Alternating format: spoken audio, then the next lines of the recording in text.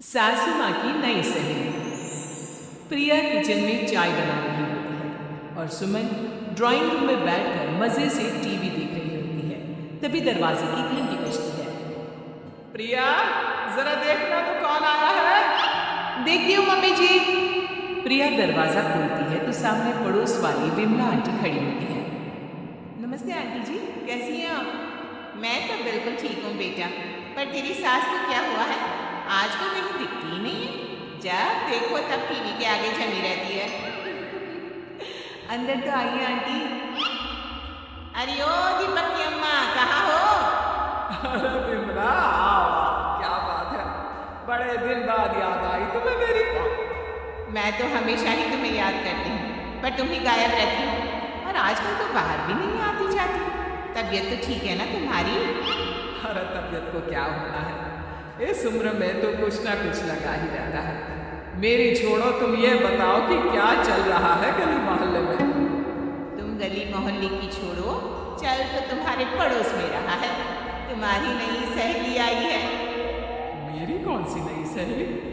मैं तो यहाँ बस तुमसे बातचीत कर लेती हूँ, या फिर बाजू वाली शर्मा की बहू से दो चार बातें कर लेती हूँ। इसीलिए तो कहा कि तेरी नई सहेली आई है। अब कोई पड़ोस में आया है तो बात तो होनी ही है। कम से कम इसी बहाने हमारा भी एक ग्रुप बन जाएगा। फिर सब मिलकर अपनी बहुओं की शिकायत किया करेंगे। दोनों हंसने लगते हैं।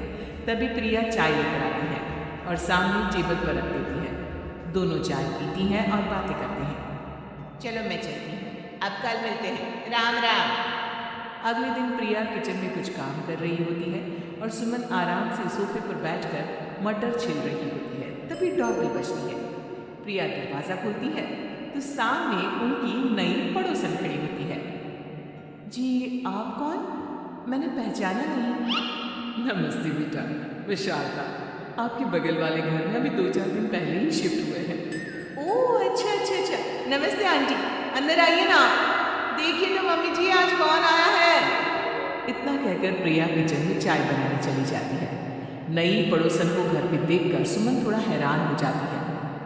नमस्ते बहन जी, विशालता आपकी नई पड़ोसन। हाँ, अच्छा अच्छा, आप हैं हमारी नई पड़ोसन। आइए आइए, और बताइए कैसी हैं आप? जी बिल्कुल ठीक हूँ। वो दरअसल घर पर छोटी सी पूजा रखवाई थी, बस उसी का प्रसाद देने चली आई। सोचा इसी बहाने नए पड़ोसियों से भी मुलाकात हो जाएगी। ये तो बहुत अच्छा सोचा आपने। सुमन प्रिया को आवाज लगाती है। अरे ओ बहू, जरा चाय पानी का तो आके पूछ लो। ये आजकल की बहुएं भी ना, जब तक बोलो नहीं तब तक कुछ नहीं करेंगी। आई मम्मी जी। प्रिया चाय लेकर आती है। दोनों बैठकर चाय पीती हैं और खूब सारी बातें करती हैं। अच्छा बहन जी, अब मैं चलती हूँ, फिर मिलते हैं। अब तो आना जाना लगा ही रहेगा। शारदा के जाने के बाद प्रिया किचन से बाहर आती है। क्या बात है मम्मी जी, आप दोनों को देखकर तो लगा ही नहीं कि पहली बार मिल रही हो। आप दोनों तो बिल्कुल बिछड़ी हुई सहेलियों की तरह बातें कर रही थी। अरे जब दो औरतें मिल जाती है ना, तो बातें अपने आप ही निकल आती है। अब तू अपने काम पर ध्यान दे, बातों में नहीं।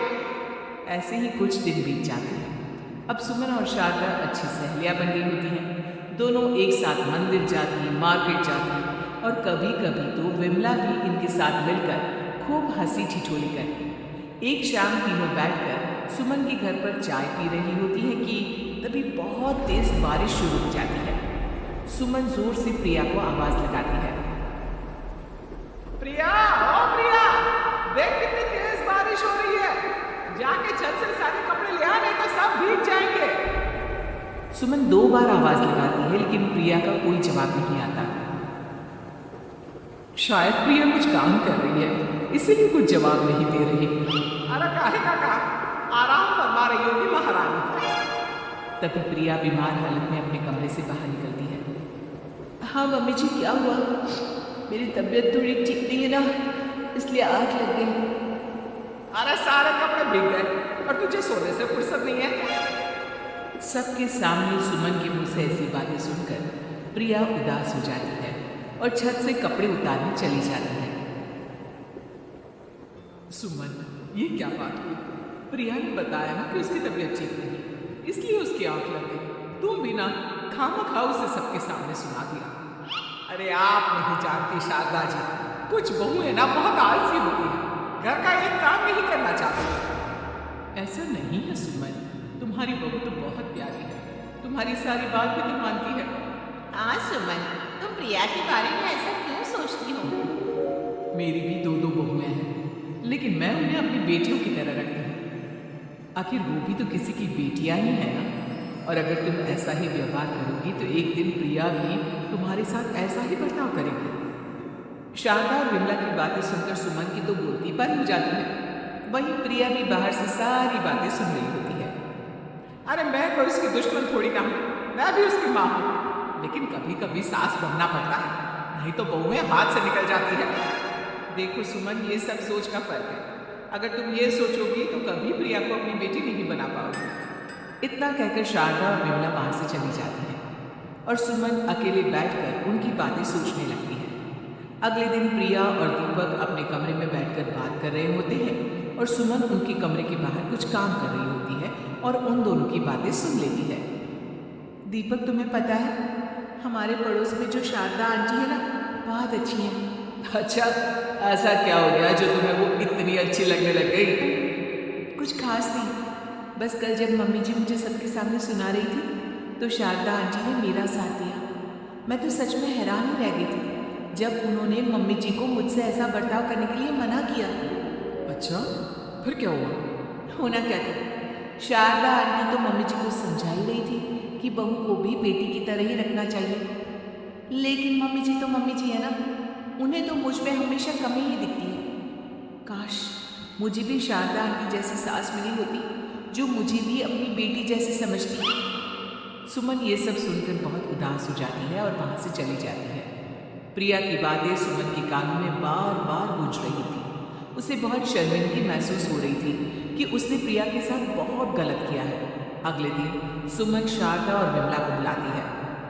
क्या बात है सुमन, आज तूने ऐसे अचानक क्यों बुलाया? सब ठीक तो है ना? हाँ हाँ, सब ठीक है, तुम दोनों बैठो तो सही। तब तक दीपक और उसके पापा भी आ जाते हैं। प्रिया, तुम भी आ जाओ। क्या हुआ मम्मी जी, आपने बुलाया? हाँ प्रिया बेटा, मैं आज सबके सामने तुमसे माफी मांगना चाहती हूँ। मैंने आज तक तुम्हारे साथ बहुत बुरा व्यवहार किया है, लेकिन तुमने कभी भी मेरे साथ बुरा बर्ताव नहीं किया। मुझे अपनी गलती का एहसास हो गया है, हो सके तो मुझे माफ कर देना।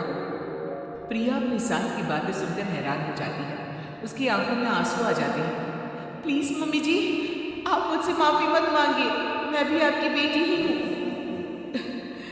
वैसे एक थैंक यू तो मेरी नई सहेली को भी बनता है, जिसकी वजह से मुझे मेरी गलती का एहसास हुआ। शारदा बहन, आपका बहुत बहुत शुक्रिया जो आपने मेरी आंखें खोल दी। अरे क्या सुमन, तुम भी ना। तो फिर इसी बात पर चाय और पकौड़े हो जाए? हाँ हाँ, क्यों नहीं।